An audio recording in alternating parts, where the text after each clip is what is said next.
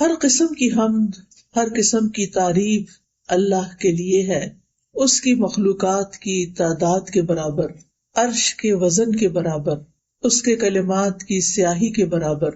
ہر قسم کی حمد اللہ کے لیے ہے جس نے تقدیریں مقرر کی، ہر چیز کی زندگی کی مدت کو لکھا، رات کو دن پر لپیٹا۔ ہر قسم کی حمد اللہ کے لیے ہے، اس کے احسانات پر اور اس کی وسیع نعمتوں پر ہم اس کی حمد بیان کرتے ہیں اور اس کا شکر ادا کرتے ہیں، اور ہر قسم کے گناہوں سے اس سے بخشش طلب کرتے ہیں۔ پیاری بہنوں، آج میں آپ کے ساتھ کچھ باتیں غفلت کے بارے میں کروں گی۔ ہر انسان کو یہ شکایت ہوتی ہے کہ اس کا دل غافل ہو جاتا ہے، اس پر غفلت چھا جاتی ہے، اور ہمارے بہت سے اعمال کے درست نہ ہونے کی وجہ بھی غفلت ہے۔ ہم غافل ہو جاتے ہیں، بے پرواہ ہو جاتے ہیں، بے حس ہو جاتے ہیں۔ اللہ سبحانہ و تعالیٰ نے بھی اس کا قرآن مجید میں ذکر کیا ہے۔ اللہ تعالیٰ فرماتے ہیں اقترب للناس حسابهم وهم فی غفلۃ معرضون، لوگوں کے لیے ان کے حساب کا وقت قریب آ لگا ہے اور وہ ہیں کہ غفلت میں منہ موڑے ہوئے ہیں، یعنی دین کی بات سے، موت کے بعد کے حساب کتاب سے، قبر کی زندگی سے، آخرت کے سوال و جواب سے غافل ہیں۔ اور اگر دیکھا جائے تو ہماری عام طور پر جو فکر ہے، پریشانی ہے، سوچیں ہیں، ہم ہے، غم ہے، وہ کیا ہوتا ہے؟ آخرت تو نہیں ہوتی، حساب کتاب تو نہیں ہوتا، بلکہ ہماری فکر دنیا کے مسائل ہوتے ہیں، جبکہ دنیا عارضی ہے اور آخرت ہمیشہ کے لیے ہے، وہاں جا کر کسی کو بھی واپس نہیں آنا۔ دنیا میں کوئی کام خراب بھی ہو گیا تو دوبارہ درست کر سکتے ہیں، کوئی فیل ہو جائے تو دوبارہ ایگزام دے سکتا ہے، کچھ ٹوٹ جائے تو نیا خریدا جا سکتا ہے، کہیں سے جانا پڑ جائے تو کوئی نیا ٹھکانہ مل جاتا ہے۔ لیکن آخرت، ایک دفعہ کوئی مر کے قبر میں چلا گیا تو اس سے باہر نہیں نکل سکتا، پھر آگے ہی آگے کی منزلیں ہیں، دنیا میں واپسی نہیں۔ اس لیے انسان عقل مند وہی ہے جو اپنی آخرت کے بارے میں دنیا سے بڑھ کر سوچے، دنیا کے بارے میں بھی فکر کرے، کیونکہ یہاں بھی رہنا ظاہر ہے، عزت سے رہنا چاہیے، لیکن زیادہ دنیا کے غم نہ لگائے، زیادہ بڑا غم اور فکر اس کی آخرت ہونی چاہیے۔ اللہ سبحانہ وتعالیٰ قیامت کے دن غافل لوگوں کو فرمائیں گے وَجَاءَتْ كُلُّ نَفْسٍ مَعَهَا سَائِقٌ وَشَهِيدٌ لَقَدْ كُنْتَ فِي غَفْلَةٍ مِّنْ هَٰذَا فَكَشَفْنَا عَنْكَ غِطَاءَكَ فَبَصَرُكَ الْيَوْمَ حَدِيدٌ۔ اس دن ہر شخص اس حال میں آئے گا کہ اس کے ساتھ ایک ہانکنے والا اور ایک گواہی دینے والا فرشتہ ہوگا، یعنی اس کو میدان حشر کی طرف لے جا رہا ہوگا، تو اس سے کہا جائے گا بلا شبہ تو اس دن سے غافل رہا، آج کے دن کے بارے میں تم نے نہیں سوچا، آج ہم نے تیری آنکھوں سے پردہ اٹھا دیا ہے اور آج تیری نگاہ خوب تیز ہے، اب یہ سب کچھ تم دیکھ رہے ہو جس کے بارے میں تم کبھی سوچتے بھی نہیں تھے۔ اس لیے پیاری بہنوں، ہمارے لیے فائدے کی بات یہ ہے کہ ہم اپنے انجام سے کبھی غافل نہ ہوں، اس کو نہ بھولیں، اس کے بارے میں سوچتے رہیں، فکر کرتے رہیں۔ اب سوال یہ پیدا ہوتا ہے کہ غفلت کس کو کہتے ہیں؟ غفلت کیا چیز ہے؟ غفلت کہتے ہیں کسی چیز کو بھول جانا، توجہ نہ دینا، لاپرواہی برتنا، انسان کے ذہن سے کسی چیز کا غائب ہو جانا، یہ غفلت ہوتی ہے۔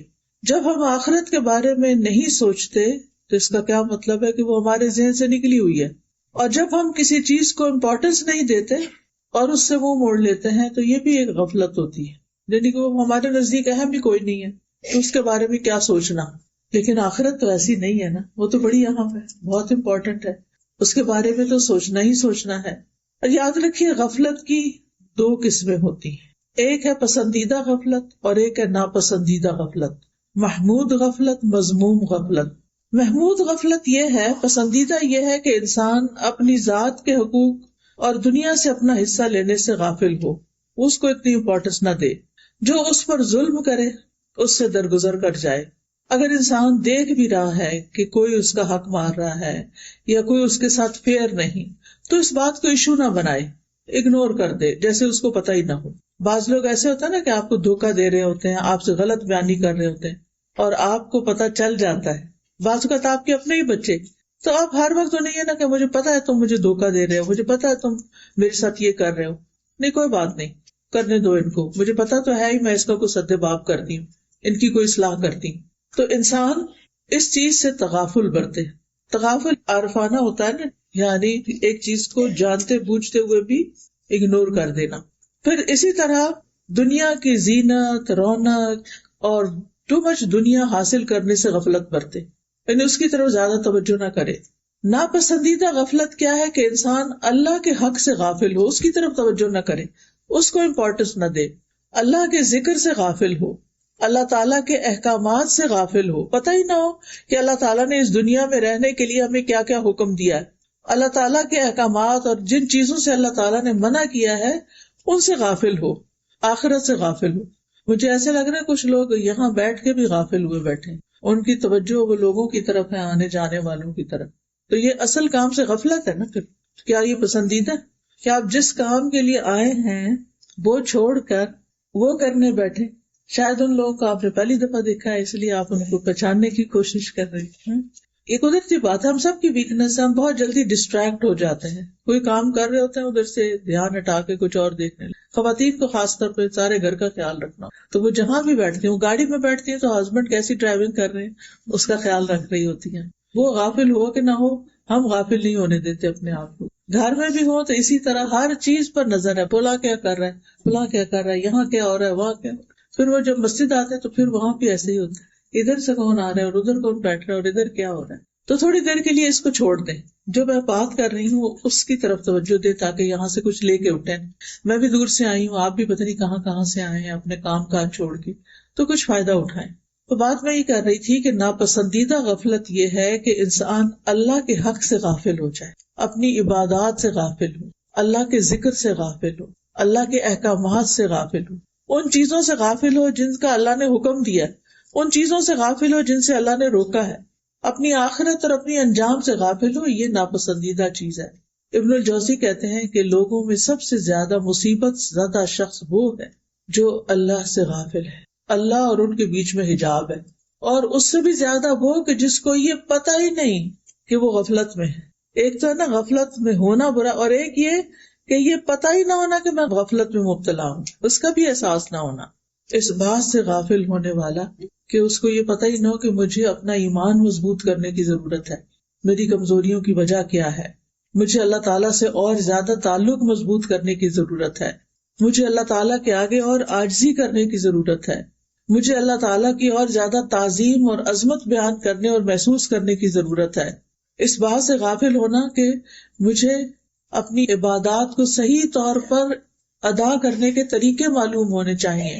اور سب سے ناپسندیدہ غفلت یہ ہے کہ انسان کا دل منافقت میں مبتلا ہو اور اس کو پتہ ہی نہ ہو کہ وہ منافق، یعنی ہمارے دل کے اندر سچا ایمان ہی نہ ہو، نفاق پیدا ہو گیا ہو کہ دل میں شکوک و شبہات ہیں، خواہشات ہیں، کوئی اللہ کا ذکر نہیں، اللہ کی یاد نہیں، اللہ کی طرف توجہ نہیں، اور انسان کو احساس بھی نہ ہو کہ وہ کسی مصیبت میں مبتلا ہے. اچھا کیسے پتا چلے؟ ہم سب اپنے آپ کا جائزہ لیں، اپنے آپ کو پہچانیں کہ کیا ہمارے اندر تو کوئی غفلت کی قسم نہیں. تو اس کے کچھ انڈیکیٹرز ہیں. ان میں سے ایک انڈیکیٹر یہ ہے کہ اطاعت کے کاموں میں سستی آنے لگے. جو ہمارے اوپر ذمہ داریاں موجود ہیں، جو کام ہم نے کرنے ہیں، ان کی طرف توجہ ہی نہ ہو، اور ادھر ادھر کبھی کوئی ویڈیو لگا کے بیٹھ گیا، کبھی ٹی وی لگا لیا، کبھی سیر کو نکل گئے، کبھی کچھ کھا پی لیا، کبھی کچھ، یعنی انسان اپنے آپ کو بہلاتا رہے اور کرنے کا کام نہ کرے، اس سے غفلت برتے. مثلا نماز سے غفلت، ذکر سے غفلت، صدقہ خیرات کی طرف توجہ کا نہ ہونا. قرآن مجید میں اللہ تعالیٰ فرماتے ہیں ان المنافقین یخادعون اللہ وہو خادعهم وَإِذَا قَامُوا إِلَى الصَّلَاةِ قَامُوا كُسَالَىٰ يُرَاءُونَ النَّاسَ وَلَا يَذْكُرُونَ اللَّهَ إِلَّا قَلِيلًا. بے شک منافق لوگ اللہ سے دھوکہ بازی کر رہے ہیں حالانکہ وہ انہیں دھوکہ دینے والا ہے، اور جب وہ نماز کے لیے کھڑے ہوتے ہیں تو سست ہو کر کھڑے ہوتے ہیں، یعنی ان کی کوئی دلچسپی نہیں ہوتی نماز میں، لوگوں کو دکھاوا کرتے ہیں، بس نام لگانے کو پڑھتے ہیں کہ ہم نے پڑھ لی، اور اللہ کو یاد نہیں کرتے مگر بہت کم، اللہ کو یاد نہیں کرتے. تو یہ ہے غفلت کی علامتیں کہ جب اللہ کا ذکر بھولا ہوا ہو، باتیں بہت زیادہ کریں ہم، اور نماز کی طرف کوئی توجہ نہ، آخری وقت میں جا کے نماز پڑھے، سارے دنیا کے کام پہلے اور نماز آخر میں، تو یہ غفلت کی علامت ہے. دوسری علامت گناہوں کو حقیر سمجھنا، یعنی بڑے بڑے بلنڈر سمجھ کے کہنا کوئی بات نہیں، پھر کیا وہ سارے ایسے کرتے ہیں، فلاں بھی تو کرتا ہے، فلاں بھی کرتا ہے. عبداللہ بن مسعود کہتے ہیں کہ مومن اپنے گناہوں کو ایسا محسوس کرتا ہے جیسے وہ کسی پہاڑ کے نیچے بیٹھا اور ڈرتا ہے کہ کہیں وہ اس کے اوپر گر نہ جائے، اور بدکار اپنے گناہوں کو مکھی کی طرح ہلکا سمجھتا ہے کہ وہ اس کے ناک کے پاس سے گزری اور اس نے اپنے ہاتھ سے بے پرواہی سے اشارہ کر کے اڑا دیا. یعنی بڑے سے بڑا گناہ کیا اور پھر پرواہ نہ کیا، اچھا کچھ نہیں ہوتا، خیر ہے، پھر کیا ہوا. یعنی گناہ پر شرمندہ نہ ہونا، گناہ کا احساس نہ ہو، غلطی کو بہت ہلکا سمجھنا، جبکہ وہ غلطی انسان کو ہلاک کر دینے والی ہو اور اس کو اس کی پرواہ نہ ہو، احساس بھی نہ ہو کہ وہ غلط کر رہا ہے. پھر غفلت کی ایک اور علامت ہوتی ہے وقت کو غیر مفید کاموں میں گزارنا، جن کاموں کا نہ دین میں فائدہ نہ دنیا میں فائدہ، فضول کے کام. ابن مسعود کہتے ہیں میں اس بندے کو پسند نہیں کرتا جسے میں بالکل فارغ دیکھتا ہوں، کہ نہ ہی وہ دنیا کے کسی کام میں مشغول ہوتا نہ آخرت کے کسی کام میں، نہ کوئی دنیا کا کام کرتا ہے اور نہ ہی دین کا کوئی کام کرتا ہے، نہ اس کو دنیا کی فکر ہے، پرواہ ہے، اور نہ ہی آخرت کی. آج کل آپ دیکھیں کہ یوتھ کا کیا حال ہے. جو بچے تو ماشاءاللہ پڑھ رہے ہیں سو پڑھ رہے ہیں، اپنے لیے کم از کم دنیا بنا رہے ہیں، لیکن کچھ بچوں کا حال ایسے معلوم ہوتا ہے کہ انہیں نہ دنیا کی فکر ہے نہ آخرت کی فکر. اللہ تعالیٰ اس سے بچا کے رکھے، کیونکہ یہ خطرے کی علامت ہے، ریڈ فلیگ ہے. وہ کہتے ہیں کہ آخری زمانے میں کچھ ایسے لوگ آئیں گے کہ ان کے افضل اعمال یہ ہوں گے کہ آپس میں ایک دوسرے کو ملامت کرنا، آپس کا لڑائی جھگڑا.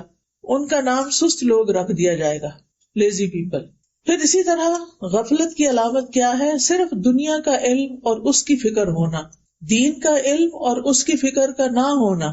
وہ صرف دنیا کی ظاہری جو چیزیں ہیں ان کے بارے میں علم رکھتے ہیں اور اسی کے لیے بھاگ دوڑ کرتے ہیں، آخرت کے بارے میں کچھ بھی فکر نہیں کرتے، نہ اس کا علم حاصل کرتے ہیں کہ وہاں کیا ہونے والا ہے. قرآن مجید میں اللہ تعالیٰ فرماتے ہیں فَأَعْرِضْ عَمَّنْ تَوَلَّىٰ عَنْ ذِكْرِنَا وَلَمْ يُرِدْ إِلَّا الْحَيَاةَ الدُّنْيَا ذَلِكَ مَبْلَغُهُم مِّنَ الْعِلْمِ إِنَّ رَبَّكَ هُوَ أَعْلَمُ بِمَنْ ضَلَّ عَنْ سَبِيلِهِ وَهُوَ أَعْلَمُ بِمَنِ اهْتَدَىٰ. لہٰذا آپ اس کی پرواہ نہ کیجیے جو ہمارے ذکر سے منہ موڑتا ہے. ایسا شخص دنیا کی زندگی کے سوا اور کچھ نہیں جانتا. ان کے علم کی پرواز بس یہیں تک ہے، صرف دنیا کی باتیں پتہ ہیں ان کو خوب. بلا شبہ تیرا رب خوب جانتا ہے کہ کون اس کے راستے سے گم ہو گئے ہیں اور کون ٹھیک راستے پہ چل رہا ہے. اور یہ ہمیں انسانوں کو پروو نہیں کرنا ہوتا، بلکہ اللہ تعالیٰ کے سامنے سچا ہونا ہے، انسانوں کو دکھانے کے لیے نہیں بلکہ اللہ کے سامنے کہ کون ٹھیک راستے پر ہے اور کون بھٹکا ہوا ہے. اب سوال یہ پیدا ہوتا ہے کہ غفلت کا سبب کیا ہوتا ہے، کیوں انسان غافل ہو جاتا ہے؟ آپ میں سے کوئی بتائے گا کیا چیز غفلت پیدا کرتی ہے؟ علم کی کمی اور دنیا کی محبت، دین سے دوری، دین کی مجلسوں سے دوری، تکبر، نفسانی خواہشات کی پیروی کرنا، شیطان کے وسوسوں کا شکار ہو جانا. جی ہاں، تو غفلت کا سب سے بڑا سبب دنیا پرستی ہے، دنیا کی محبت. کیونکہ انسان جب دنیا کے کھیل تماشے میں لگ جاتا ہے نا، لہو اور لعب میں، ان کاموں میں جو فائدہ مند نہیں ہوتے، وہ کام جن سے انسان غافل ہو جاتا ہے اور یہ بھول جاتا ہے کہ دنیا متاع الغرور ہے، دھوکے کا سامان ہے. تو بہت زیادہ دنیا کی فکر کرنا، دنیا کی زندگی پہ راضی ہو جانا کہ بس ہم نے سب کچھ اچیو کر لیا، دین کی ضرورت ہی محسوس نہ کرنا. کچھ لوگ ہوتے ہیں نا، انہوں نے اپنی زندگی کے کچھ گول سیٹ کیے ہوتے ہیں، مثلاً میں نے ڈاکٹر بننا ہے، میں نے انجینئر بننا ہے، میں نے پروفیسر بننا ہے، وغیرہ وغیرہ، جو بھی ہر ایک کے مختلف گولز ہوتے ہیں. اور وہ اپنا بچپن، جوانی، اپنی عمر کا بڑا حصہ صرف اس گول کو اچیو کرنے کے لیے لگا دیتے ہیں. اس کے علاوہ انہیں کوئی فکر نہیں ہوتی کہ انہوں نے عبادات کس طرح ادا کرنی ہے، انہوں نے آگے اللہ کو کیا جواب دینا ہے، ایمان کے تقاضے کیا ہیں. کسی چیز کی طرف توجہ نہیں ہوتی ان، کیونکہ ان کو یہ سکھایا جاتا ہے کہ اگر تم دنیا میں کامیاب ہونا چاہتے ہو تو فوکسڈ رہو، ادھر ادھر مت. وہ دین کے علم کو یا دین کی بات کرنے کو بھی ڈسٹریکشن سمجھتے ہیں، حالانکہ ایسا نہیں ہے. دین کا علم تو ہمارے لیے کھانے پینے کی طرح ضروری ہے، تاکہ ہمارے ایمان کے درخت کو پانی ملتا رہے، غذا ملتی رہے اور روز ہی مضبوط ہوتا رہے، تاکہ پھل پھول لا سکے اور کبھی نہ مرجھائے، کبھی ہم اس راستے سے نہ ہٹیں. تو آپ دیکھیے کہ کچھ لوگ دنیا میں کسی خاص مقام تک پہنچنے کو اپنے لیے سکسیس کا، کامیابی کا ایک انڈیکیٹر سمجھتے کہ یہاں تک پہنچ گئے تو ہم سمجھے کامیاب ہو گئے، لیکن آخرت کو بھولے ہوئے ہوتے ہیں. نہیں پتا کہ اس سے پہلے آگے جانا پڑ جائے. اور پھر وہ یہ نہیں کہ صرف دنیا ان کا فوکس ہوتی ہے، بلکہ دنیا کی لالچ اور ہرس ان کے اندر کوٹ کوٹ کے بھری ہوتی ہے. یہ چیز انسان کو اور غافل کر دیتی ہے. رسول اللہ صلی اللہ علیہ وسلم نے فرمایا، اللہ کی قسم میں تمہارے فقر سے نہیں ڈرتا کہ تم فقیر ہو جاؤ گے یا تمہارے پاس کچھ نہیں ہوگا تو تمہارا کیا بنے گا، لیکن میں اس بات سے ڈرتا ہوں کہ دنیا تم پر کشادہ کر دی جائے، تمہیں بہت کچھ مل جائے گا، اچھے گھر، اچھا لباس، اچھا کھانا، بہت کچھ نعمتیں مل جائیں گی، جس طرح تم سے پہلے لوگوں پر دنیا کشادہ کی گئی تھی، تو تم ایک دوسرے سے آگے بڑھنے لگو گے، مقابلے بازی شروع ہو جائے گی، جس طرح وہ ایک دوسرے سے آگے بڑھنے لگے، اور وہ تمہیں غافل کر دے گی جس طرح ان لوگوں کو غافل کر دیا تھا۔ یعنی جب انسان دنیا کے معاملات میں دوسروں سے مقابلہ کرنے لگتا ہے کہ فلاں کا گھر ایسا ہے تو مجھے اس سے بھی اچھا گھر لینا، فلاں کی گاڑی ایسے ہے تو مجھے اس سے بھی اچھی گاڑی لینی، فلاں کے پاس یہ ڈگری ہے تو مجھے اس سے بھی آگے نکلنا ہے، تو پھر کیا ہوتا ہے کہ انسان اس کی لالچ میں ایسا کھب جاتا ہے کہ پھر آگے کسی اور چیز کے بارے میں سوچنے کا اس کے پاس وقت نہیں ہوتا۔ تو یہ جو ایک دوسرے کا مقابلہ ہے نا، یہ بھی انسان کو غافل کر دیتا ہے۔ قرآن مجید میں آتا ہے الہاکم التکاثر، آتی ہے نہیں سورت سب کو، کیا مطلب ہے؟ الہاکم التکاثر حتی زرتم المقابر، تمہیں ایک دوسرے سے زیادہ حاصل کرنے کی ہرس نے غفلت میں ڈال دیا، یعنی ایک دوسرے کے مقابلے میں زیادہ حاصل کرنے کی ہرس جو تھی اس نے تمہیں غافل کیا، یہاں تک کہ تم نے قبرستان جا دیکھے، یعنی تم فوت ہو گئے، قبر میں پہنچ گئے۔ پھر اسی طرح لمبی آرزویں، میں بڑی ہوں گی نا، پھر میں حج کروں گی، تو پھر میں توبہ کر لوں گی، تو پھر میں اچھے اچھے کام کر لوں گی، تو یہ چیز بھی انسان کو غفلت میں ڈالے رکھتی۔ انسان کے اندر ایک قدرتی سا خیال آتا ہے کہ ہائے مرنا ہے، کوئی تیاری کر لے، پھر انسان کہتا ہے ابھی بڑا وقت ہے، ابھی تو میری نانی بھی اتنے سال کی، 80 سال کی تو وہ تھی، اور دادی 90 سال کی فوت ہوئی، تو میں نے ابھی کہاں فوت ہونا، میں بھی تو ان کی اولاد ہوں۔ اس طرح کی بہت سی باتیں سوچ کے انسان اس کو ٹال دیتا ہے، اچھا بعد میں کریں گے، یہ ابھی تو مجھے تو بہت امپورٹنٹ کام ہے میرے ساتھ۔ تو لمبی آرزویں جو ہیں یہ بھی انسان کو غافل کر دیتی ہیں۔ پھر اسی طرح دل کا دنیا کی محبت میں، انسانوں کی محبت میں مشغول ہو جانا۔ ابن قیم کہتے ہیں کہ سینے کی تنگی کے بڑے اسباب میں سے ایک سبب اللہ سے منہ موڑنا یعنی غافل ہونا، اور اللہ کے سوا دل کا کسی اور سے وابستہ ہو جانا، ذکر سے غافل ہو جانا، اور اللہ کے سوا کسی اور سے شدید محبت کرنا۔ اللہ کا حق ہے کہ سب سے شدید محبت اس سے کی جائے، لیکن اگر اللہ کو چھوڑ کر کسی اور کو دل میں بسا لیا جائے اور ہر وقت اسی کے بارے میں سوچ رہے ہیں، اسی کے بارے میں پریشان ہیں، اسی کا سوچ کے خوش ہو رہے ہیں، ساری زندگی کا سینٹر آف لائف وہی بن گیا، چاہے وہ ہسبینڈ ہے، چاہے وہ بچے ہیں، چاہے وہ کوئی اور انسان ہے، تو یہ نہیں ہونا چاہیے۔ اور اگر کسی کے ساتھ ایسا جنون ہے بھی تو اس کو دعائیں کر کر کے، اپنا ماحول تبدیل کر کے اس گھوم پھیر سے باہر نکلنا چاہیے، تاکہ انسان اللہ کا بندہ بن کے جیے۔ پھر اسی طرح آپ دیکھیے کہ غفلت کا ایک بڑا سبب قرآن سے روگردانی، قرآن کا نہ پڑھنا، نہ سمجھنا، کیونکہ قرآن ہی تو ہمیں بتاتا ہے کہ ہمارے ساتھ آئندہ کیا ہونے والا ہے، اور اگر انسان قرآن ہی نہیں پڑھتا تو پھر اس کو کیا چیز جگائے گی۔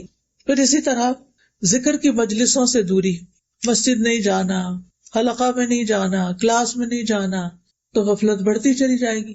جو ہی آپ مجلس میں جائیں گے، جیسے آج یہاں آئے ہیں، کوئی باتیں سنیں گے یا جمعے کا خطبہ سنیں گے، تو کیا ہوگا؟ بھولی ہوئی باتیں یاد آ جائیں گی۔ ہمیں پتہ ہوتی ہے جو میں آپ کو باتیں بتا رہی ہوں کوئی نئی تھوڑی ہے، صرف ایک یاد دہانی ہے نا، کیونکہ اللہ تعالیٰ کا حکم ہے فذکر فإن الذکری تنفع المؤمنین، آپ نصیحت کیجیے، یاد دہانی کرائیے، کیونکہ یاد دہانی مومنوں کو فائدہ دیتی ہے۔ یعنی بھولا ہوا سبق یاد آتا، اوہ اچھا یہ تو میں کیا کرتی تھی پہلے، اب میں کیوں چھوڑ بیٹھی، اور انسان پھر تھوڑا اوپر والی سیڑھی پہ چڑھ جاتا ہے۔ تو مجالس ذکر کی بجائے، مجالس ملائکہ کی بجائے مجالس لغو اور مجالس غفلت میں شریک ہونا، چاہے وہ ہم اپنے گھر کے اندر ہی وہ مجلس کیوں نہ جمائے ہوئے ہوں، جہاں اللہ کا کوئی ذکر نہ ہو، کوئی بات نہ ہو، صرف دنیا دنیا دنیا۔ پھر گناہوں کی کثرت، یہ بھی انسان کو غافل کر دیتی، دل سیاہ ہو جاتے ہیں۔ پھر خواہشات کی پیروی، پھر روزمرہ کی چیزوں کی طرف زیادہ توجہ کا ہونا۔ کچھ خواتین کا سینٹر آف لائف صرف ان کا گھر ہوتا ہے، اچھی بات ہے گھر میں انسان کو دل لگانا چاہیے، لیکن کسی بھی چیز کی زیادتی جو ہے وہ کیا ہو جاتی ہے، نقصان دہ ہو جاتی ہے۔ کسی بھی چیز کی زیادتی نقصان دہ ہو جاتی ہے۔ آپ گھر کو ضرور لک آفٹر کریں، اپنی کراکری کو گنتے رہا کریں، اپنی چمچ بھی گن گن کے رکھا کریں، اور برتنوں پہ اسکریچ بالکل نہیں آنے دیا کریں، کچن کا فلور بالکل اتنا کہ شکل نظر آئے اس میں، یہ اچھی بات ہے۔ لیکن یہ تو نہیں کہ صفائی ہے اور اس کے اوپر پھر صفائی کرنے کھڑے ہو گئے۔ یعنی آپ دیکھیے ہمارا نفس کی چالیں کیا ہوتی ہیں نا، آپ کو یاد آتا وہ اچھا آج میں نے قرآن نہیں پڑھا دن میں، صبح نا وہ بچے نے بلا لیا اور جلدی سے میں چھوڑ بیٹھی تو اب میں پڑھ لیتی ہوں۔ پھر آپ سوچتے اچھا میں ذرا ایک دفعہ یہ چیزیں کر لوں نا پھر میں پڑھوں، اچھا وہ چھوڑ کے کہیں اور گئے کہ اچھا میں یہ کر لوں پھر کرتے ہیں. کیا ہوتا ہے اس دن کا قرآن ہی رہ جاتا ہے. نوافل پڑھنا آپ بھول گئے یا رہ گئی یا کوئی مصروفیت آ گئی، اشراق کے نفل تھے، چاش کے نفل تھے، اب کیا ہے اچھا چلے ظہر کے ساتھ میں سنتوں کے ساتھ نوافل بھی پڑھ لیتی ہوں تاکہ میرا کوٹا تو پورا ہو. کیونکہ آپ کو پتا نہیں کہ جو دن کی 12 سنن ہے رواتب، اس کے بدلے میں جنت میں ایک محل ملتا ہے. تو اگر کم دن پڑھیں گے تو کم ملیں گے، زیادہ پڑھیں گے تو زیادہ ملیں گے. دنیا میں تو ایک گھر پہ راضی نہیں ہوتے، دنیا میں تو زیادہ سے زیادہ چاہیے.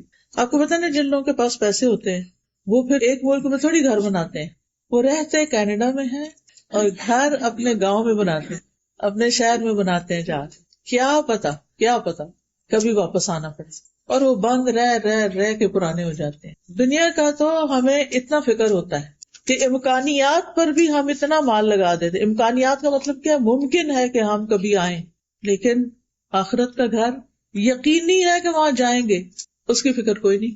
تو آپ دیکھیے کہ یہ غفلت کے اسباب میں سے ایک سبب ہے کہ ضرورت کی دنیا ہونے کے بعد غیر ضروری چیزوں کی طرف بھاگے پھرنا اور ان کے لیے اپنے آپ کو کھپا رکھنا.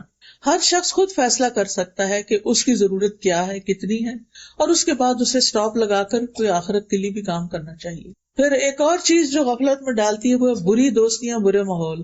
دوستوں کا انسان پر بہت انفلوئنس ہوتا ہے. اگر دوست نماز نہیں پڑھتا تو آپ کے لیے پڑھنی مشکل ہو جائے گی. دوست روزے نہیں رکھتے تو آپ کے لیے بھی روزہ رکھنا مشکل ہوگا. لیکن اگر آپ کے دوست محرم کا روزہ رکھ رہے ہیں، کیونکہ محرم روزوں کا مہینہ ہے نا، نبی صلی اللہ علیہ وسلم اس مہینے میں اور دنوں سے زیادہ روزے رکھا کرتے تھے. تو اب آپ دیکھیے کہ اگر آپ کے ماحول میں کوئی رکھ ہی نہیں رہا تو کسی کو خیال آئے گا میں رکھ لوں، الا یہ کہ اس نے کوئی پمفلٹ پڑھ لیا، کوئی حدیث کسی نے بھیج دی ہو تو وہ بھی. اگر سارا گھر ہی نہیں رکھ رہا تو آپ اٹھ کے رکھیں گے. لیکن اگر سارے رکھ رہے ہیں گھر میں تو آپ کو لیٹے ہوئے شرم آئے گی، آپ کہیں گے میں بھی اٹھ جاؤں، آپ سب اٹھے ہوئے، آج بچے بھی اٹھے ہوئے تو میں کیوں لیٹی ہوئی ہوں. دیکھ کے خیال آ جاتا ہے نا. آپ کے ہسبینڈ تہجد پڑھ رہے ہیں تو یہ ہو نہیں سکتا کہ وہی پڑھتے رہے، ایک دن آپ بھی اٹھ جائیں گی. یا آپ پڑھ رہی ہیں روز تو ایک دن وہ بھی اٹھ جائیں گی. اللہ کرے انشاءاللہ. یہ بھی دعا ہے، آمین کہیں. کیونکہ انسان اپنے ماحول سے بہت اثر لیتا ہے. مانی ہوئی بات، آج کل گرمی ہو رہی ہے، باہر نکلتے گرمی لگتی ہے کہ نہیں؟ آپ کے نہیں، مجھے نہیں لگتی. بے شک ماحول جو مرضی ہو، کیسے ہو سکتا؟ سردی ہو تو لگتی ہے نا. ایسے ہی جہاں جس مجلس میں اچھی وائبز ہوں، ایمان کی باتیں ہوں تو وہاں ایمان بڑھتا ہے نا. اور جہاں غفلت کی باتیں ہوں، صرف کھانے پینے، صرف کپڑوں کی، صرف گاڑیوں کی. آپ دیکھیں کہ عام طور پہ مرد حضرات کی گفتگو ایک خاص موضوعات ہوتے ہیں، پراپرٹیز پہ بات کرنا، پالیٹکس پہ بات کرنا، بزنس پہ بات کرنا. تو ساری اول سے آخر مجلس انہی باتوں پر کر کے بس بات ختم ہو جائے گی. خواتین کے اپنے دلچسپ موضوعات ہوتے ہیں، ریسیپیز پہ بات کرنا، کپڑوں کے برانڈز پہ بات کرنا، بچوں پہ بات کرنا، ساس سسر کی شکایت کرنا، اس کی غیبت اس کی غیبت، موسم کی شکایت. جی ہاں، کیونکہ بات کرنے کے لیے کوئی تو موضوع چاہیے نا. یہ تھوڑی ہم کسی سے پوچھ سکتے ہیں اچھا آج بتاؤ تم نے کتنا سبق پڑھا، قرآن کتنا پڑھا، آج کا دن کیسا تمہارا گزرا، تم اپنا ایمان کیسے محسوس کرتے. صحابہ کی باتیں کیا ہوتی تھی؟ آؤ بیٹھو ایمان لے آئیں. وہ ان کا مطلب کیا ہوتا تھا؟ آؤ بیٹھ کے مل کے اللہ کی باتیں کریں. لیکن ہم اللہ کی باتیں کر کے بھی نہ، یقین کیجئے کہ یہ اب مجلس برخاست ہوگی، کیا مجال کہ کوئی گاڑی میں بیٹھ کے بھی دہرائے سبق کو کہ کیا سیکھ کے آئے. جو لوگ کلاسز بھی لیتے ہیں میں بہت غور سے نوٹ کرتی ہوں، کیونکہ عرصے سے میں یہ چیز پڑھا رہی ہوں نا. کلاس ختم ہوتی ہے تو ایسے لگتا ہے کہ کسی نے قید کا بندھن کھول دیا. اتنی دیر پتہ نہیں کیسے چپ رہے، اتنی باتیں اور اتنا شور اور اتنا ہنگامہ. اور باتیں کیا ہو رہی ہوتی؟ وہ تھوڑی ہو رہی ہوتی ہے کہ جو ہم نے ابھی سیکھا تھا وہ کیا تھا، کیونکہ وہ دل پہ تو گئی نہیں ہوتی، تو ایک کان سے ٹکرا کے دوسرے سے نکل جاتی ہیں. صحابہ کیا کرتے تھے پتہ ہے آپ کو؟ نبی صلی اللہ علیہ وسلم جب مجلس سے اٹھ کر جاتے تھے تو وہ دنیا کی باتیں، کھیتوں کی اور بزنس کی نہیں کرتے تھے. وہ ان ساری باتوں کو پھر سے دہراتے تھے جو آپ نے انہیں اس ٹائم سکھائی ہوتی تھی، اور ان کو پکا کر لیتے تھے، وہیں گرہ باندھ لیتے تھے. اس کو مذاکرہ کہتے ہیں، ڈسکشن. پھر ایک دوسرے کو سناتے تھے کہ میں نے صحیح سنا تھا، تم میرا چیک کرو. ایک دوسرے کو پوچھتے تھے میں نے یہ بات سنی تھی کیا ایسے ہی تھی؟ کیونکہ بہت دفعہ ہم آدھی بات سنتے ہیں، آدھی کہیں اور دھیان پھر واپس آتے ہیں تو وہ خود سے خود کوئی نقطے جوڑ لیتے ہیں، جبکہ وہ بات ویسے ہوئی نہیں ہوتی. اسی لیے بعض لوگ بعض اسپیکر سے غلط باتیں منسوب کر رہے ہوتے ہیں کیونکہ انہوں نے خود ہی نہیں مقصد سمجھا ہوتا. تو اس سے بھی بچنے کی ضرورت ہے. بہرحال کہنے کا مطلب یہ ہے کہ انسان پر برا ماحول، بری دوستی یا غافل، چلو برا نہ بھی صحیح، میں نہیں کہتی بزنس میں بات کرنا برا ہے، یا پراپرٹی پہ بات کرنا کرو، برا نہیں، لیکن غیر ضروری اس طرح کی باتیں نہ لینا نہ دینا، نہ خریدنا نہ بیچنا، فلاں کا بزنس اچھا جا رہا، فلاں کا ڈاؤن ہو گیا، فلاں، یعنی اتنی باتیں کرنا کہ اس میں سے نتیجہ کچھ بھی نہیں. جیسے ہماری امی کہا کرتی تھی کہ پانی میں مدھانی چلانا، اگر آپ دہی میں مدھانی چلائیں گے تو کیا نکلے گا؟ مکھن نکلے گا. اور اگر پانی کا ڈولا بھر کے بیٹھ جائیں اور چلاتے رہے ساری رات بھی، کیا نکلے گا؟ کچھ بھی نہیں. اب تو خیر مدھانی والی بات نہیں تھی، اب تو الیکٹرک کی دنیا ہے، اور آپ بہرحال بلینڈر میں پانی ڈال کے سمودی کی خواہش رکھنا ایک دور کی خواہش ہے نا. تو بیٹھنا ایسے ماحول میں باتیں دنیا کی کرنا اور کہنا ایمان بڑھ جائے گا، ایسے نہیں ہوتا. میں یہ بھی نہیں کہتی کہ آپ ہر وقت بس ایمان کی بات کریں، لیکن وہ مجلس انسان کے خلاف حجت بنے گی جہاں اللہ کی کوئی بات ہی نہ ہو، جس گھر میں اللہ کا کوئی ذکر ہی نہیں ہوتا، جس گھر میں کوئی دین کی بات ہی نہیں ہوتی. اس کا مطلب نہیں کہ آپ ہر وقت گھر والوں کو پریشان کریں اور کہ میں نے آج یہ سبق پڑھا ہے، سنو میری بات سنو، نہیں، لیکن اچھے خوشگوار انداز میں آپ تجسس کریٹ کر کے، تمہیں پتا ہے آج میں کیا سن کر آئی ہوں، فلاں چیز کے بارے میں میں نے کیا سنا، میں نے یہ سنا ہے، میں نے یہ پڑھا ہے، میں نے یہ دیکھا ہے. یہ ساری چیزیں ہم روزمرہ کر رہے ہوتے ہیں، لیکن ہم اپنے بچوں سے بھی کوئی علم کی بات نہیں کرتے، کوئی سنجیدہ ڈسکشن نہیں کرتے، کوئی کام کی بات نہیں کرتے. بس زیادہ زیادہ کہیں گے نماز پڑھ لی یا کھانا کھا لیا، ہوم ورک کر لیا. اگر ہم بچوں سے اپنی گفتگو کا جائزہ لیں تو ہمارے ٹاپکس کیا ہوتے ہیں. ان بیچاروں کے کان پک گئے ہمارے مخصوص جملے سن کے. کھانا کھا لیا، چیزیں رکھ لی، فلانا کر لیا، فلانا کر لیا، فلانا کر لیا. اس کے بعد آگے کیسے تھے وہ ماں باپ یا گھر میں نانی دادی ہوتی تھی جو بچوں کے ساتھ ان کو کہانیاں سناتے، ان کو مزے مزے کے لطیفے سناتے، پہیلیاں بجواتے. آپ میں سے بچپن میں کس کس نے پہیلیاں بوجھنے کا کھیل کھیلا ہوا ہے؟ اچھا، ماشاءاللہ. مجھے بتائیں آپ میں سے کتنے لوگوں نے اپنے بچوں کو پہیلیاں بجوائی ہیں؟ آپ تھوڑے ہاتھ ہیں. دیکھا نا، ایسی چیزیں جو ہے نا، یہ ایک مفید ایکٹیویٹی ہوتی ہے. اس سے کیا فائدہ ہوتا ہے؟ غور و فکر، اچھا یہ، اچھا وہ، اچھا وہ، کتنا دماغ بچے کا چلتا ہے. اچھا جھوٹے لطیفوں کی تو میں بالکل قائل نہیں کہ آپ جھوٹے لطیفے ان کو سنائیں، لیکن آپ دلچسپ کہانیاں، اچھی چیزیں پڑھ کے بچوں کے آنے سے پہلے صرف کھانا نہیں تیار کر کے رکھا کریں، کوئی چیز پڑھ کے بھی رکھا کریں کہ آج آئیں گے نا، آج میں نے یہ والی بات کرنی ہے، میں نے اس کا موقع نکالنا ہے. پھر ان سے کوئی اچھی سی چیز شیئر کریں اور وہ سنیں گے آپ کی بات. تو بہرحال چونکہ ہم خود ایک روٹین میں بس وہی سوچیں جو سویرے اٹھے یا خواب کوئی دیکھ لیا بس پریشان، اور پھر وہی سوچے لے کے کام کر رہے ہوتے ہیں بھاری قدموں کے ساتھ. بچے آتے ہیں تو موڈ آف ہے، کوئی ان سے بات نہیں، بےچارے خود ہی اکیلے بیٹھ کے کھا پی کے اٹھ جاتے ہیں. خود ہی نکالو فریج میں سے دودھ اور لے لو وہ سینڈوچ ہو کھا لو کچھ. تو پھر ایسی تربیت کیسے ہوگی نا؟ تو ہمیں گھر میں ماحول بنانا ہے، سمجھ آئی؟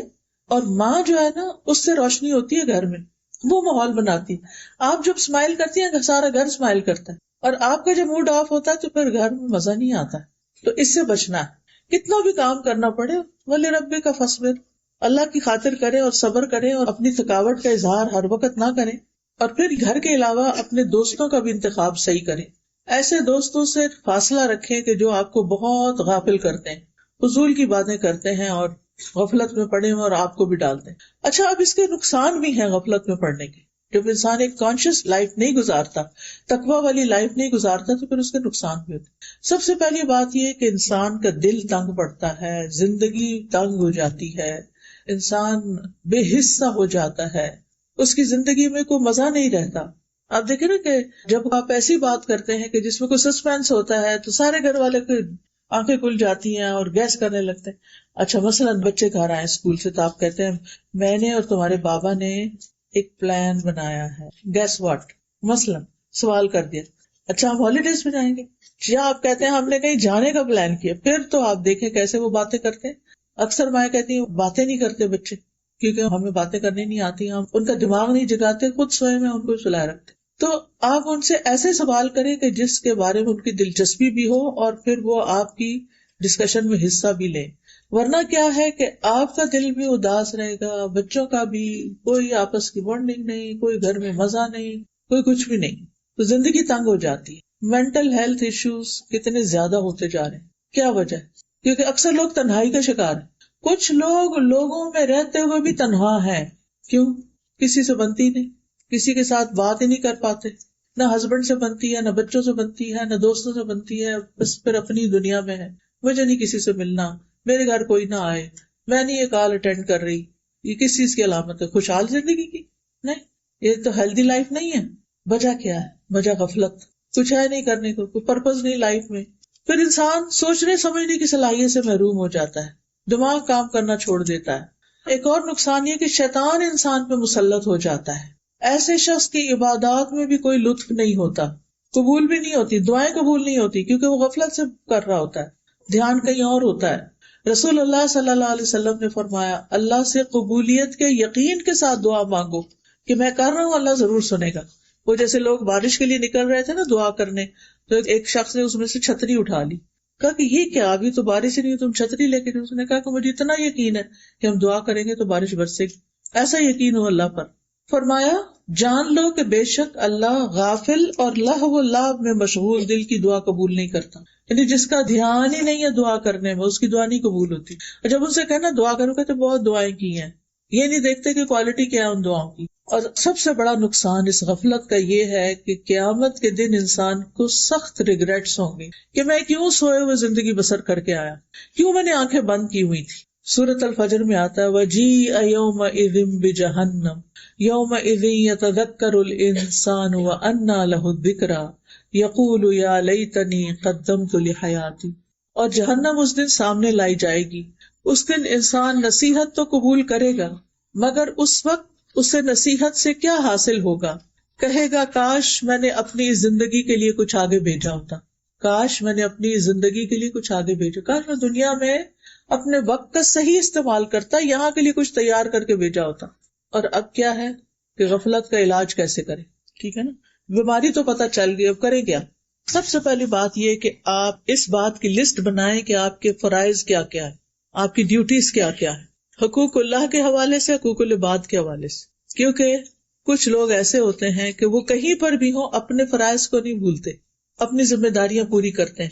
سورۃ نور میں آتا ہے رجال لا تلہیہم تجارۃ ولا بیع عن ذکر اللہ واقام الصلاۃ وایتاء الزکاۃ یخافون یوما تتقلب فیہ القلوب والابصار. وہ مرد جنہیں اللہ کے ذکر سے اور نماز قائم کرنے اور زکوٰۃ دینے سے نہ کوئی تجارت غافل کرتی ہے نہ خرید و فروخت. وہ اپنے بزنس میں ہیں، اپنے جاب میں ہیں، وہ کہیں پر بھی ہیں تو وہ کیا ہیں؟ الرٹ ہیں. وہ اپنے فرائض سے نہیں غافل ہوتے. وہ اس دن سے ڈرتے ہیں جس میں دل اور آنکھیں الٹ جائیں گی.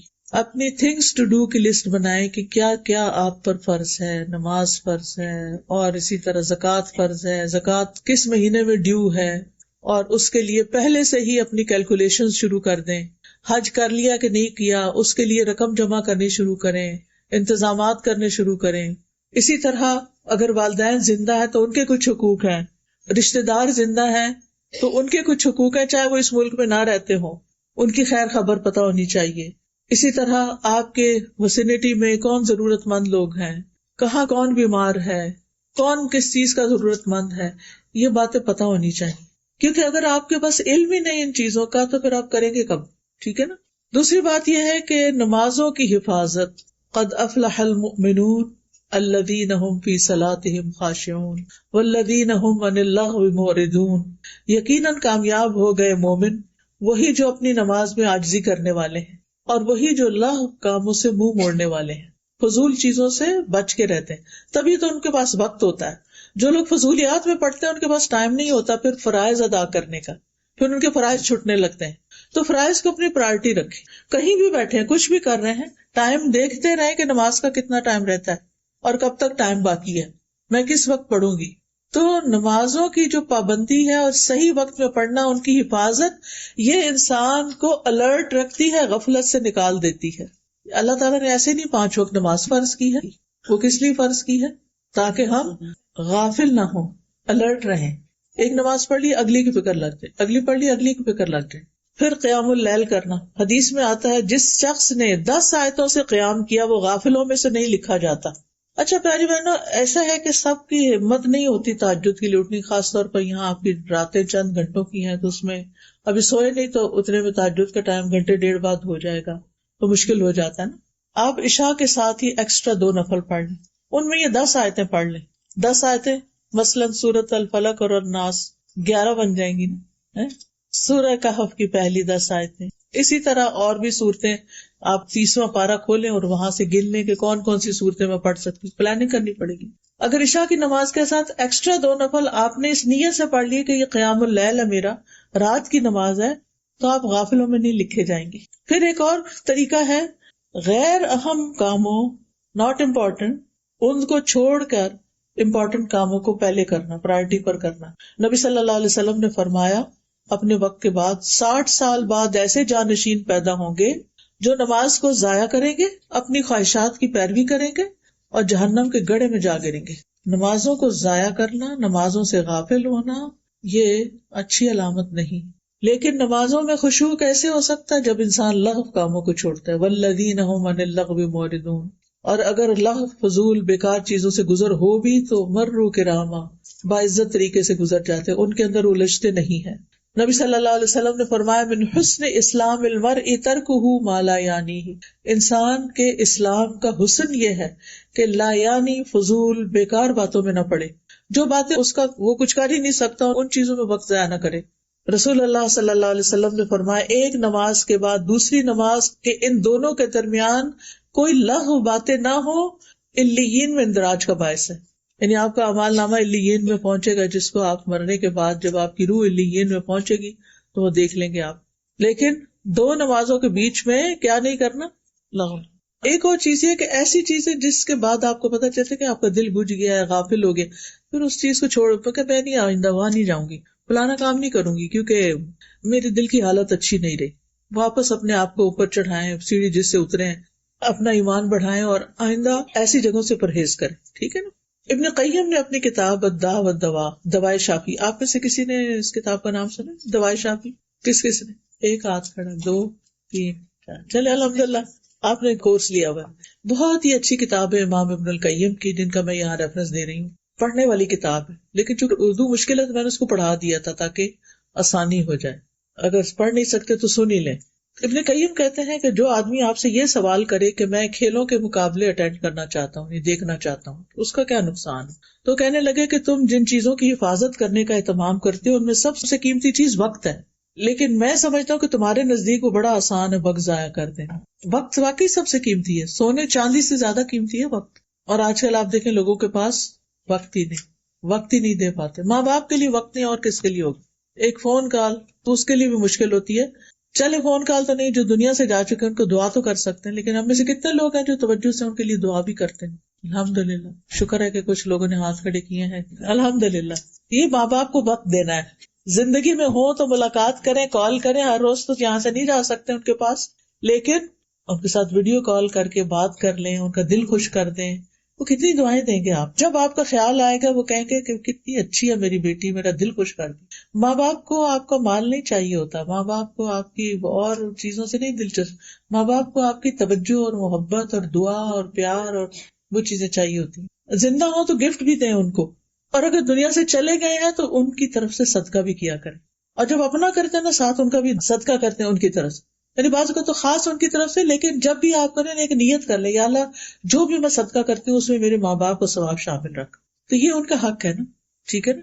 اگر آپ ان کے لیے اداس نہیں ہوتے کیونکہ آپ اپنے بچوں میں ہیں تو وہ تو آپ کے لیے اداس ہوتے ہیں. یعنی یہ بھی اتنی عجیب بات ہے نا. ماں باپ اپنے بچوں میں ان کا دل ہوتا ہے اور بچوں کا اپنے بچوں میں دل ہوتا ہے. پیچھے پلٹ کے نہیں دیکھتے ہم. تو جب آپ کا دل اپنے بچوں میں ہو نا تو سوچا کریں کہ میرے ماں باپ کا بھی مجھ میں ایسے ہی ہے. یعنی ہم بازو کا مڈل ایج میں آ جاتے ہیں نا جہاں ہمارے بچے ہوتے ہیں اور ادھر سے ماں باپ بھی زندہ ہوتے ہیں، 2 طرف رشتے اللہ نے قائم رکھے ہوتے ہیں. تو یہ وقت بڑے امتحان کا ہوتا ہے. ایک طرف بچے کھینچتے ہیں، ایک طرف ماں باپ کھینچتے ہیں. تو ہمارا رجحان کس طرف ہوتا ہے؟ بچوں کی طرف. ہونا بھی چاہیے، ان کی ضرورت ہے، چھوٹے ہیں ابھی. لیکن اتنی توجہ اپنے بچوں کو نہ دے کہ ماں باپ ترستے رہ جائیں آپ کی شکل دیکھنے کو، آپ کی آواز سننے کو. اور یہ یاد رکھیں تھوڑے دن کے لیے ہوتے ہیں، ماں باپ ہمیشہ ساتھ نہیں رہتے، پھر چلے جاتے ہیں، پھر ریگریٹس رہ جاتے ہیں. وہ نہیں ہونے چاہیے. جن کے ماں باپ زندہ ہیں نا وہ خوب فائدہ اٹھا لیں. تو بہرحال وہ کہتے ہیں کہ تمہارے لیے وقت ضائع کرنا بڑا آسان کام ہے. تم کھیل کے مقابلوں کو دیکھنے میں ایک دن کے 3 گھنٹے گزارتے ہو. کیا ان گھنٹوں میں اللہ کے ذکر میں سے کچھ ہوتا ہے؟ کچھ نہیں، ہرگز نہیں. کیا ان گھنٹوں میں اللہ کی اطاعت میں سے کوئی چیز ہوتی ہے؟ ہرگز نہیں. کیا ان میں اللہ کی عبادات میں سے کچھ ہوتا ہے؟ ہرگز نہیں. اور یہ محض اوقات کو بیکار کرنا ہے. چھٹیوں کا وقت آیا، تمہیں کیا معلوم چھٹیاں کیا ہیں. تو اے اللہ کے بندو وقت کے ساتھ کیا کرنا چاہیے سوچ کے رکھو. پھر آپ دیکھیے کہ غفلت سے نکلنے کا طریقہ یہ ہے کہ دنیا کی زائد زینت سے زہد اختیار کرنا. جو چیزیں ضرورت کی نہیں خام خواہ میں نہیں پڑنا. اچھا ہم خواتین کی عادت ہوتی ہے کہ اگر کہیں چلے گئے نا کسی مال میں, کچھ خریدے بغیر ہم لوٹ نہیں سکتے. اگر ضرورت نہیں بھی نا تو ہم کہیں گے کیا پتا کبھی کام آ جائے. یہ ہمارا جملہ ہوتا ہے, کیا پتا کبھی کام آ جائے تو لے کے رکھ لو, لے کے رکھ لو. تسلی, دل کو تسلی ہوتی. تو آپ دیکھیے کہ اس میں وقت کا بھی ضیاع ہوتا ہے, مال کا بھی ہوتا ہے, اور جگہ کا بھی, اور پھر ایویں کہویں کسی کو بس ہم سر سے اتارتے ہیں. تو یہ چیز ٹھیک نہیں. جو چیزیں ابھی ضرورت نہیں نا تو یہ سوچ کے کہ مہنگی ہو جائیں گی پھر پتہ نہیں ملے گی کہ نہیں, گھر نہ بھریں.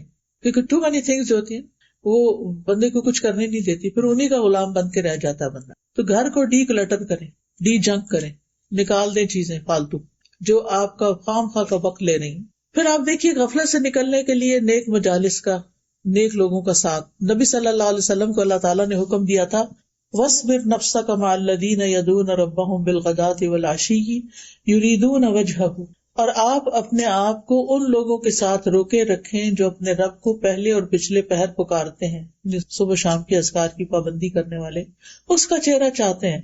اور تمہاری آنکھیں ان سے آگے نہ بڑھیں, ان کو نہیں چھوڑنا, اللہ والوں کو نہیں چھوڑنا کہ تم دنیا کی زندگی کی زینت چاہتے ہو. اور اس شخص کا کہنا مت مانو جس کے دل کو ہم نے اپنی یاد سے غافل کر دیا اور وہ اپنی خواہش کے پیچھے چلا اور اس کا کام ہمیشہ حد سے بڑا ہوا ہے. ایسے لوگوں کی مجلس میں نہ بیٹھو, ان لوگوں کے ساتھ بیٹھو کہ جو اپنے رب کو پکارتے ہیں, یاد رکھتے ہیں. پھر موت کو یاد کرتے رہنا, یہ بھی غفلت سے نکالتا ہے. اور نماز میں موت کو یاد کرنا, کیونکہ اس سے نماز اچھی ہو جاتی ہے. پھر یہ سوچنا کہ شاید یہ آخری نماز ہو. پھر یہ کہ آخرت کو اپنا مقصد بنانا, وقت کی قدر کرتے ہوئے خیر کے کام کرنا, اچھے اچھے کام, صدقہ جاریہ کے کام کرنا. یعنی ایک تو روزمرہ کی عبادات ہے نا, ایک اپنے کل کے لیے کہ مرنے کے بعد ہمارا اعمال نامہ تو بند ہو جانا ہے, بعد میں کیا چیز کام آئے گی اس کے اوپر ورک کرنا. رسول اللہ صلی اللہ علیہ وسلم نے فرمایا مومن کو اپنی وفات کے بعد جو اس کے عمل اور اس کی اچھائیاں پہنچتی ہیں ان میں سے یہ بھی ہے جس علم کی اس نے تعلیم دی اور اسے پھیلایا. ایک تو ہے تعلیم دینا, باقاعدہ پڑھانا, اور ایک ہے پھیلانا. پھیلانے میں آپ کیا کر سکتے ہیں, اچھی کتابیں, اچھے کارڈز, اچھی چیزیں, اچھے میسیجز وہ دوسروں تک پہنچائیں. یہ ابھی ہم آپ کے لیے کچھ کارڈز لے کر آئے ہیں. جیسے اللہ تعالیٰ کا شکر ادا کرنے کے لیے ہمیں الفاظ نہیں ملتے تو ہم نے قرآن اور حدیث سے ایسی ساری اذکار دعائیں جمع کر کے خوبصورت ڈیزائننگ کر کے الحمدللہ کہ دیکھ کے بھی الحمدللہ نکلے, اس کو جمع کر دیا. اب آپ یہ خود بھی پڑھ سکتے ہیں, اگر ہر روز نہیں تو ہفتے میں ایک دفعہ یہ پڑھ لیا کریں. اسی طرح استغفار کے بھی کارڈ, یہ گناہوں سے بخشش کی دعائیں. آپ کو معلوم ہے نا کہ جب انسان استغفار کرتا ہے, اپنے گناہوں کو مان جاتا ہے, توبہ کرتا ہے, اللہ سے معافی مانگتا ہے, تو نہ صرف اس کی آخرت اچھی ہوتی ہے, دنیا بھی اچھی ہوتی ہے. سورۃ نور میں اللہ تعالیٰ فرماتے ہیں کہ حضرت نوح نے اپنی قوم سے کہا فَقُلْتُ اسْتَغْفِرُوا رَبَّكُمْ إِنَّهُ كَانَ غَفَّارًا, میں نے اپنی قوم سے کہا کہ تم اپنے رب کے حضور استغفار کرو, گناہوں کی معافی مانگو, وہ بڑا معاف کرنے والا ہے, معاف کر دے گا. یرسل السماء علیکم مدرارا, تم پر آسمان کو خوب برستا ہوا بھیجے گا, یعنی خوب بارشیں ہوں گی. وَيُمْدِدْكُمْ بِأَمْوَالٍ وَبَنِينَ, تمہیں مال اور بیٹوں سے مدد دے گا, تمہیں مال میں بھی اضافہ ہوگا, بیٹے بھی دے گا. وَيَجْعَلْ لَكُمْ أَنْهَارًا, اور تمہارے لیے نہریں جاری کر دے گا, پانی کم نہیں ہوگا, کیونکہ ہر وقت تو بارش نہیں ہوتی نا, پھر بعد میں نہروں سے یا دریاؤں سے پانی آپ کے پودوں کو اور آپ کی ضرورت کا آپ کو ملتا ہے. تو اس کے لیے کیا ہے, استغفار. اب استغفار کے ساری دعائیں تو نہیں, لیکن جو اتھینٹک دعائیں تھی وہ ہم نے اس کارڈ کے اندر اردو انگلش ترجمے کے ساتھ اکٹھی کر دی ہیں. جمعے کے دن کی آخری گھڑیوں میں بڑی دعائیں قبول ہوتی ہیں. کوئی بھی آپ کا مسئلہ ہو, کسی بھی چیز میں پریشان ہو, تو آپ لے کے یہ کارڈز بیٹھ جایا کریں اور ان کو ایک دفعہ پڑھ کے اللہ تعالیٰ سے اپنی حاجتیں رکھا کریں, تو انشاءاللہ دنیا بھی آسان ہوگی آخرت میں. کیونکہ یہ جو آیتیں میں نے آپ کو بتائی قرآن کی آیتیں, میں نے اپنے پاس سے نہیں گھڑی کہ یہ اور یہ ہو جائے گا. کچھ لوگ تو وظیفے بنا کے بتاتے ہیں یہ کرو گے تو یہ ہو جائے گا, میں وہ والا کام نہیں کر رہی, میں آپ کو قرآن سے دلیل دے رہی کہ اللہ کا وعدہ ہے کہ یہ تمہارے مسائل اس استغفار سے حل ہوں گے. پھر اسی طرح حفاظت کی دعائیں, پروٹیکشن کی. پھر اسی طرح تسبیح, اللہ تعالیٰ کی تسبیح کرنا, اس کی انگلش ٹرانسلیشن کے ساتھ ہے, اور اس میں اللہ تعالیٰ کا حکم ہے بندوں کو یا ایھا الذین آمنوا اذکروا اللہ ذکرا کثیرا وسبحوہ بکرۃ واصیلا, اے لوگو جو ایمان لائے ہو, ہم سب اللہ کو کثرت سے یاد کرو, زیادہ ذکر کرو اور صبح شام اس کی تسبیح کیا کرو. کون کون سی تسبیحات؟ اس میں سارے وہ ورژن دیے ہوئے ہیں اور ان کے فائدے بھی بتائے ہوئے ہیں احادیث کے ساتھ. پھر لا الہ الا اللہ کا یہ کارڈ ہے انگلش میں، آپ نان مسلمس کو بھی دے سکتے ہیں. بعض اوقات ہم پورا قرآن دینے سے گھبراتے ہیں، تو لا الہ الا اللہ اس کا ٹرانسلیشن بھی ہے، یعنی اس کا کیا مطلب ہے کہ ان کو پتا چلے کہ اللہ ایک ہے. اپنے بچوں کو بھی پڑھوائیں. اور پھر آپ دیکھیں کہ رزق میں کشادگی کی دعائیں، اور پھر رات کو قبول ہونے والی دعا، جو آنکھ کھلے تو دعا پڑھیں، بہت ہی کام کی دعا ہے. آدھی تو آپ کو آلریڈی آتی ہوگی. بیمار ہو جائے تو شفا کی دعائیں پڑھ کے دم کیا کریں اپنے مریضوں پر. پھر نماز کے بعد کے اذکار ہیں، پھر استخارے کی دعا ہے اور کچھ اور اذکار ہیں. یہ کارڈز آپ اپنے لیے بھی اور اپنے دوستوں کے لیے بھی ان کو زیادہ سے زیادہ نشر کریں گے تو یہ صدقہ جاریہ بن جائے گا. ہم لوگوں کو اور تحفے دیتے رہتے ہیں، لیکن ان تحفوں کے ساتھ اگر آپ یہ بھی ڈال دیں تو ان کو بھی دعائیں مانگنے آ جائیں گی. نیک اولاد جو پیچھے چھوڑی، یہ بھی صدقہ جاریہ. اپنی اولاد کو نیک بنا کے جائیں، نمازی بنا کے جائیں، تاکہ کیا کریں. بعض لوگ کہتے ہیں نا کہ بعض اوقات ہمیں بھی ہوتا ہے کہ جلدی میں ہوتے ہیں، والدین کی دعا یاد نہیں رکھتے. میں سمجھتی ہوں جو بچہ نمازی ہے نا وہ تو لا محالہ دعا کرتا ہے والدین کے لیے. کہاں؟ رب اجعلنی مقیم الصلاۃ ومن ذریتی ربنا اغفر لی ولوالدی. ہر نماز میں والدین کی بخشش کی دعا ہو رہی. یہ الگ بات ہے کہ ہم سوچ کے نہیں پڑھتے، ترجمہ نہیں آتا، تو اولاد کو کچھ دعائیں بھی یاد کرائیں، کچھ نماز عادی بنائیں، تاکہ آپ کی دنیا سے جانے کے بعد جانا تو ہے نا. کچھ لوگوں کو یہ بات پسند نہیں آتی کہ دنیا سے جانے کی بات کیجیے، لیکن یہ سب سے بڑی حقیقت ہے جس میں کوئی شک ہی نہیں. تو اس میں وہ ہمارے بعد ہمارے لیے دعائیں کر کے ہمارے اعمال نامے میں اضافہ کرے. پھر قرآن مجید کا نسخہ جو کسی کو وراثت میں ملا، یعنی آپ نے قرآن لیا، خرید کر کسی کو دیا، کسی طالب علم کو دیا، گھر میں رکھا، وہ آگے آپ کے بچوں نے پڑھنا شروع کر دیا، کسی اور نے پڑھنا شروع کر دیا، وہ بھی جب تک وہ کتاب پڑھے گا، قرآن پڑھے گا، وہ آپ کے لیے صدقہ جاریہ. مسجد جو اس نے تعمیر کی، چاہے پوری کرے چاہے کچھ حصہ ڈالے اس میں. مسافر خانہ جو اس نے قائم کیا، اب تو یہ اس کی ضرورت نہیں رہی، لیکن اس کی جگہ مدارس کر سکتے ہیں، یعنی جہاں دینی تعلیم دی جاتی ہے، اسلامک سکولز ہو سکتے ہیں. یا وہ صدقہ جو اس نے زندگی میں صحت کی حالت میں نکالا، ان سب کا ثواب اس کی موت کے بعد بھی اسے ملتا رہتا ہے.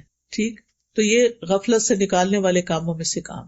پھر فی سبیل اللہ مال خرچ کرنا جس سے دین کا فائدہ ہو.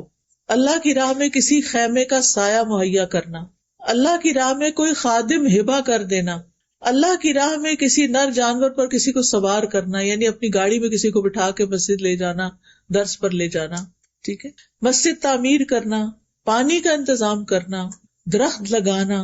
نبی صلی اللہ علیہ وسلم نے فرمایا جس مسلمان نے کوئی پودا لگایا تو جو اس سے کھا گیا وہ اس کے لیے صدقہ، جو چوری ہو گیا وہ بھی صدقہ ہے.